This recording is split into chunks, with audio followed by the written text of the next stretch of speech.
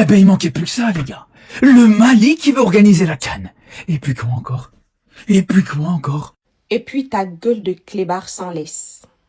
Non, les gars, je vous le dis tout de suite, hein, vraiment, avec tout le respect qu'on a pour le Mali. Tu n'as aucun respect ni pour le Mali ni pour la CAF parce que tu as un culte pour quelqu'un qui se dit créateur de contenu sportif. Organiser les CAN de quartier si vous voulez, c'est déjà très très bien.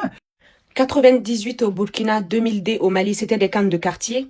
Hein? Le football africain souffre suffisamment comme ça. Le football africain est suffisamment ridiculisé comme ça. Oh, pour ça, je te donne totalement raison. Entre vol de serviettes, incarcération, violence physique et verbale, racisme, magouille. Et le pire dans tout ça, les gars, je suis désolé. Quand t'entends en plus de ça, ils veulent coloniser ça avec qui? Burkina Faso, Niger. Je vois où tu veux en venir. Et si toi, tu penses que le football se résume à l'étalage de moyens, au luxe et aux vitrines artificielles, c'est que tu n'as rien compris ni à ce sport, ni à notre continent. Mais je vais t'expliquer. La création de la CAF, boycott de la Coupe du Monde dans les années 60. Toi, tu pensais que c'était pourquoi? Le football africain est né dans la résistance, l'affirmation de soi et le refus du mépris. Oui, oui. Et c'est exactement ce que le Mali, le Niger et le Burkina sont en train de faire aujourd'hui. La CAF a été un instrument de lutte contre le colonialisme, l'apartheid et surtout le racisme. Mais la CAF a oublié de construire des cages un peu partout dans nos pays pour des chiots comme toi. C'est ça. Déjà que le Mali, c'est pas extraordinaire. Je pense. Toi, tu prétends que le Mali n'est pas extraordinaire parce qu'il n'y a pas de gratte-ciel, parce qu'il n'y a pas d'autoroute. Toi, tu dois arrêter de créer du contenu au nom de ce sport.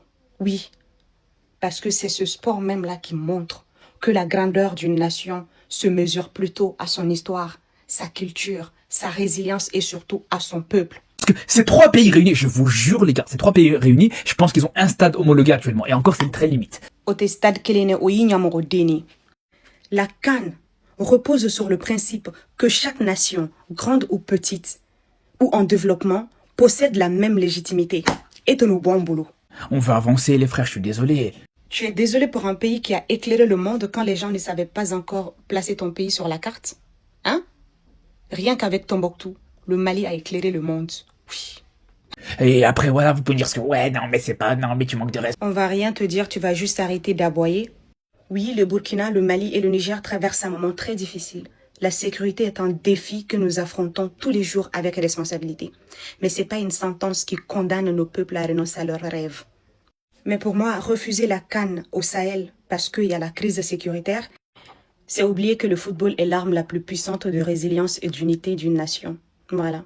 Ce sport de cohésion sociale, de paix, de solidarité, d'unité, bref, etc. Tu as la chance parce que mes tontons et mes tantis m'ont interdit d'insulter sur les réseaux sociaux. Sinon, Tchemi Baké, Malila, parce qu'il n'était pas longtemps qu'on était mal coulé. N'était comme nous sur un terrain avec un taquinere.